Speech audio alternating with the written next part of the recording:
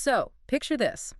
You are a finance worker at a massive multinational firm. Right, just a normal day at the office. Exactly. Just a normal day. And you get a video conference invite from your chief financial officer. Which you got to answer, obviously. Right. You click join. And sitting right there on your screen, looking directly at you, is your boss, along with like several other colleagues you recognize. All on live video? All on live video. And the CFO gives you this highly confidential, super urgent directive. So you follow it. Because it's your boss. Because it's your boss. And just like that, you have been tricked into paying out $25 million to a piece of software. $25 million. Just gone. Poof, gone. And, not because a team of hackers spent months writing malicious code to break through a firewall, right? And not because someone stole a password.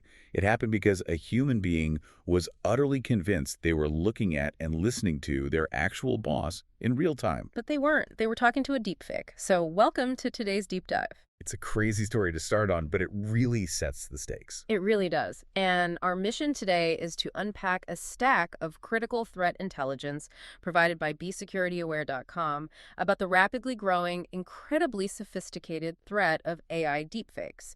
So, okay, let's unpack this, because understanding this technology isn't just about, staying current with the tech news cycle anymore. No, not at all. It is definitely no longer a niche IT problem. Exactly. Understanding deepfakes is now a matter of basic self-defense in the modern world. Absolutely. So today we are going to explore the mechanics behind this deception. We will look at not just what these attacks look like, but why they're becoming so, honestly, phenomenally successful. Yeah, the success rate is terrifying. It is. We need to understand how everyday consumers and highly trained corporate professionals alike are falling for them. And really, how the line between physical reality and digital fabrication has fundamentally collapsed. Right. The technology is explicitly being designed and refined to bypass human skepticism. The goal is to spread misinformation, defame individuals, and just commit outright scalable fraud. Which perfectly brings us to how this is being deployed against the business world. Because when you look at the timeline of corporate fraud and the intelligence from BeSecurityAware.com, you don't just see a list of random attacks. And there's a clear pattern. Yeah, you see the rapid, terrifying evolution of the technology itself. It's like the criminals are beta testing these tools on corporations with deep pockets. The evolution is really stark. The attacks map perfectly onto the computational leaps in artificial intelligence. Okay, let's trace that evolution. Because back in 2019, a UK energy company lost $243,000. Right, I remember that case. But at that time, live video deepfakes were computationally too heavy to pull off in real time. Yeah, the tech wasn't there yet for video. Exactly. So the scammers relied on audio. They cloned the voice of an executive and demanded an urgent transfer over a traditional phone call. Which worked. It totally worked. But then fast forward to 2022, and the computing power catches up. Oh, yeah. The chief communications officer of Binance, which is the largest crypto exchange in the world, reports that scammers actually created an AI hologram of him to bypass security verifications and trick people in video meetings. Right, so we saw the illusion become visual. Yes. And by 2023, the CEO of Ripple, another major cryptocurrency exchange, was forced to publicly warn everyone because the internet was suddenly flooded with high-definition deepfake videos impersonating him to promote scams. Right. The rendering had become seamless enough to just pass casual visual inspection. Which culminates in that 2024 heist we mentioned at the start. $25 million lost on a live call. Okay, but here's where it gets really interesting and where I actually have to push back a little on the premise here. Okay, go for it. I understand falling for a pre-recorded YouTube video where the lighting is totally controlled and the script is fixed, but a live interactive video call. Yeah, it sounds impossible. Right. If I am a highly trained finance worker, how do I not realize I am talking to a software program? What about latency? What about the natural flow of a human conversation? See, that is the critical question, and the answer reveals the true danger of these attacks. Okay, lay it on me. The deepfake software alone isn't what steals the money. The deepfake is just a prop in a highly orchestrated social engineering campaign. Oh, I see. Yeah, these scammers are absolute masters of hacking human psychology. Oh, wow. So they construct a scenario so stressful that you just stop looking for the digital seams? Exactly. They manufacture a crisis. In the case of corporate heists, they frame it as a highly confidential, time-sensitive acquisition. Right. Something you can't tell anyone else about. Right. And when your chief financial officer is looking you in the eye on a screen, telling you that if this transfer doesn't clear in 10 minutes, the company will face regulatory collapse. Yeah. Well, your brain shifts into a stress response mode. You literally go into fight or flight. Yes, you aren't analyzing the frame rate of the video feed, you are reacting to authority. That makes so much sense. Furthermore, to handle the technical hurdles like latency, the slight delay between when the scammer speaks and when the AI renders the video, they just bake excuses into the narrative. Oh, like they say they have bad Wi-Fi. Exactly, they will claim they are traveling or using a poor connection from a remote office. Wow. They use the technology to build the mask, but they use deeply ingrained human obedience to make sure you never look too closely at the edges of that mask. You nailed it. Questioning the CFO in the middle of a multi-million-dollar crisis feels like a career-ending move. It totally does. And we see this exact same psychological blueprint deployed against the general public, too, through massive investment scams. Right, beastofmanityware.com mentioned that. Yeah, scammers are rendering highly realistic videos of trusted financial experts or beloved celebrities and having these deepfakes endorse fraudulent cryptocurrency platforms on social media. It's everywhere. It really is. They borrow the established credibility of these public figures to bypass the natural skepticism of everyday investors. Man, that is a chilling transition into the next layer of the source material. Because if multinational corporations with entire floors dedicated to cybersecurity training are falling for this, how is this technology being turned against everyday people? It's a huge problem. I mean, against you, the person listening right now. Well, the personal threat landscape is arguably expanding way faster than the corporate one because consumer targets just have fewer defense mechanisms in place. That makes sense. We don't have IT departments monitoring our personal phones. Exactly. The threat intelligence outlines several specific everyday scams that are hitting social media feeds right now. Yeah, let's go through some of those. We are seeing fake advertising operating at an unprecedented scale. Oh, totally. You might be scrolling through YouTube or Instagram, and you see an ad featuring a wildly popular creator like Mr. Beast, someone famous for giving away money. A very trusted face for a lot of people. Right. And the video looks authentic, the vocal cadence is identical, and is running right alongside legitimate paid advertisements on a trusted platform. But it's not him. No, it is an AI-generated clone designed specifically to harvest your credit card information. It's wild. We are also seeing a massive surge in romance scams and extortion. No, those are awful. Yeah. Historically, a romance scammer had to rely on stolen static photos and text messages to build a fake identity over months. It took a lot of work. Right, the classic catfishing setup. Exactly. But now, using deepfake video filters and real-time voice changers, a scammer can seamlessly present as any age or gender on a live video call. Unbelievable. They build these intense emotional connections with victims, creating an illusion of intimacy, only to eventually extort money from them or manipulate them into sending compromising material. And if they don't want the hassle of building a fake identity from scratch, they will just hijack yours. Yep, that's the next level. Identity theft has fundamentally changed. Scammers will compromise a real person's social media account, but instead of just sending a suspicious, misspelled spam link to your contact list like they used to. Right, the old click this link message. Yeah, exactly. Okay. Instead of that, they scrape your posted videos. They train an AI on your voice and face. Just from what you've posted publicly? Just from your public stuff. Imagine getting a customized video message from your best friend looking right at the camera, claiming they just made a fortune in a crypto windfall and want to help you do the same. It's so hard to ignore that. It is. Or, even more maliciously, they send a video begging you for money because they are supposedly stranded in a foreign country. That weaponization of trust is just devastating. And perhaps the most manipulative example detailed in the BeSecurityAware.com sources is what is known as the grandparent scam. Oh man, this one is just cruel. It bypasses the logical brain entirely. Completely. So you get a frantic phone call in the middle of the night. The voice on the other end is a flawless replica of your grandchild's voice. Flawless. They are panicking, crying. They say they've been in an accident or they are in police custody and need bail money wired immediately. And they always drop the hook, please, whatever you do, don't tell my parents. It is brutally effective because it targets a listener's most primal protective instincts. Of course. You hear your family in trouble, you react.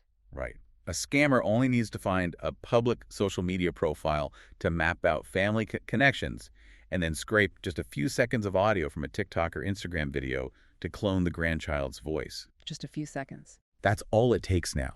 When you believe a vulnerable family member is in immediate physical danger, your analytical processing shuts down. You are not listening for audio compression artifacts, you're just desperately trying to save them. Now, this psychological manipulation isn't limited to financial greed or family panic. We see the exact same mechanisms deployed to hack the information ecosystem itself. Yes, the macro level. Right. The source text heavily features the political application of deepfakes, and I want to be abundantly clear to you, the listener, we are absolutely not taking any political sides here. No, not We're us. strictly reporting on the intelligence provided regarding how these tools are weaponized globally. Exactly. This raises an important question about the integrity of digital truth.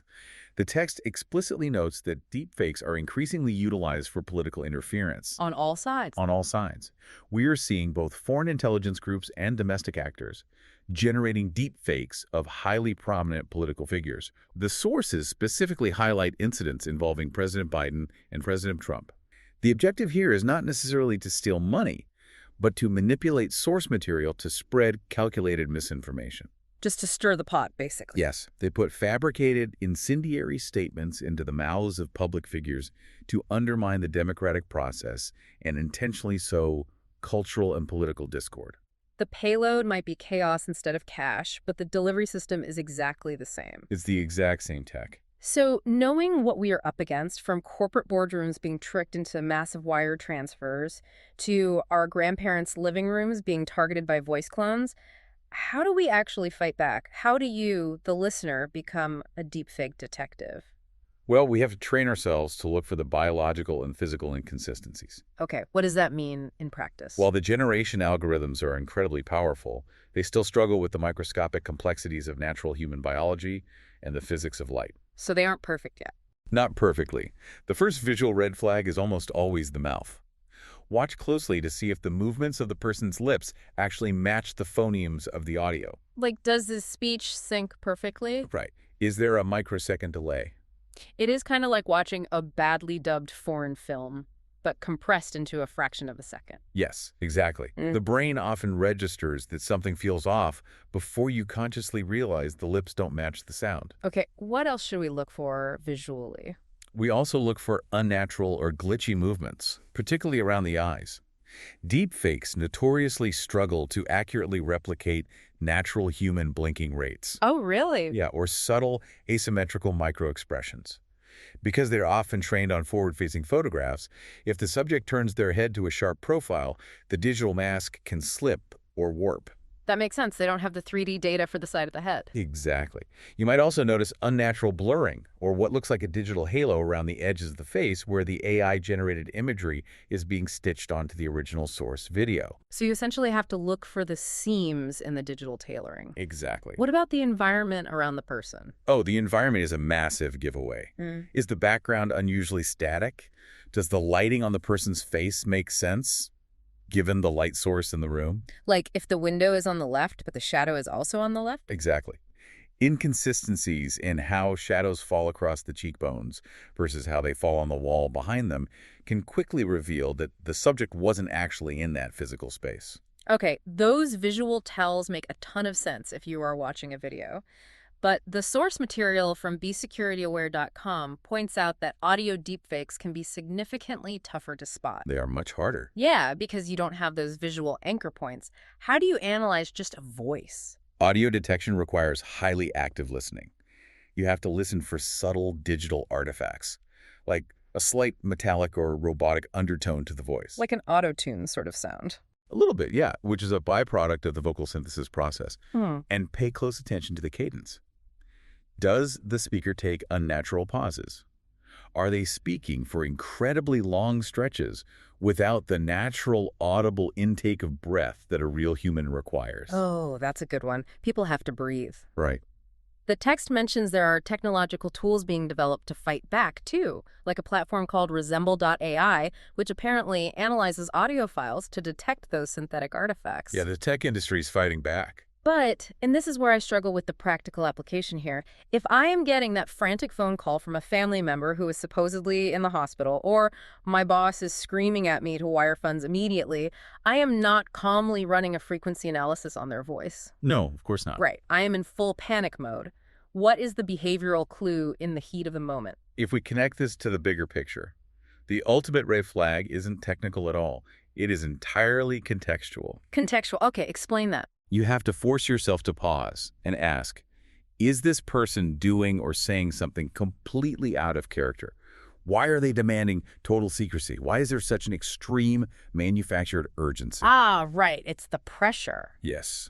The deepfake technology might be cutting edge, but the scammer's playbook, leveraging urgency, demanding secrecy, and isolating the victim that is centuries old, that context is your loudest warning alarm. So the tech is new, but the con is ancient. Perfectly said. Recognizing a deepfake in the wild is obviously a vital skill, but preventing your own digital identity from being cloned and weaponized in the first place is obviously the better strategy. So what does this all mean for the listener? How do we proactively harden the target? The first protective step laid out by BeSecurityAware.com is establishing a strict habit of independent verification. Okay, verify everything. Yes. Before you believe, act on, or share any media, especially if it is highly controversial, emotionally triggering, or demanding financial action, you must verify the source through an independent channel. So if your boss asks for a wire transfer on video, You hang up and call their verified phone number. Breaking the immediate chain of urgency neutralizes the attack. stop, breathe, and verify. It sounds incredibly basic, but when the AI is hacking your stress response, Yep. that pause is literally your only firewall. It really is. Now, the more systemic step is about aggressively managing your digital footprint. This is the hard part for a lot of people. It is, but you must limit public access to your image and your voice on social media. Scammers rely entirely on your oversharing to train their adversarial networks. Because if they don't have the data, they can't make the fake. Exactly. If your social media profiles are completely public, populated with hundreds of high-definition photos and long videos of you talking directly to the camera, you are voluntarily handing criminal syndicates the exact training data they need to steal your identity. You are giving them the microscopic measurements they need to build that digital skin we talked about earlier. Yes. By locking down your privacy settings to friends and family only, you are effectively starving the AI of the data it needs to clone you. Data starvation is key. And finally, the intelligence emphasizes the absolute necessity of creating strong, unique passwords and enabling multi-factor authentication for your social media accounts. Right, because privacy settings don't matter if they just hack the account itself. Exactly. It does not matter how strictly you lock down your privacy settings if a scammer can guess a weak password, take over your account, and use your established, trusted profile to launch deepfake attacks directly at your friends and family from the inside. That makes total sense. This entire landscape is incredibly eye-opening and honestly, a bit intimidating. It can be overwhelming for sure. Yeah. So we want to strongly encourage you to visit besecurityaware.com for more detailed information. They have comprehensive resources and practical guides that can help you protect your digital identity, secure your finances, and shield your family from these rapidly evolving AI threats. Absolutely check them out. To synthesize our findings today, as generative AI technologies become increasingly democratized and accessible, the photorealism and audio fidelity of these fakes will only improve. They're only going to get better. Right. The era of trusting our eyes and ears implicitly when interacting with digital screens is permanently behind us. It's a tough pill to swallow, but it's true. It is. Continuous vigilance, independent verification, and a healthy analytical skepticism are our most effective shields now. We simply cannot allow the technology to outpace our critical thinking. And I want to leave you with one final thought to mull over, something to consider beyond the technical defenses. Okay, I'm ready. If artificial intelligence can perfectly mimic our voices, our faces, and our mannerisms, we might be entering an era where families need to establish secret safe words just to verify they are actually talking to each other during a phone call. Oh, wow. Are you prepared to have that conversation at your next family dinner? A family password just to answer the phone. That fundamentally changes the dynamic of human connection. Well, that is certainly something to think about. Thank you so much for joining us on this deep dive. Stay curious, stay secure, and we will catch you next time.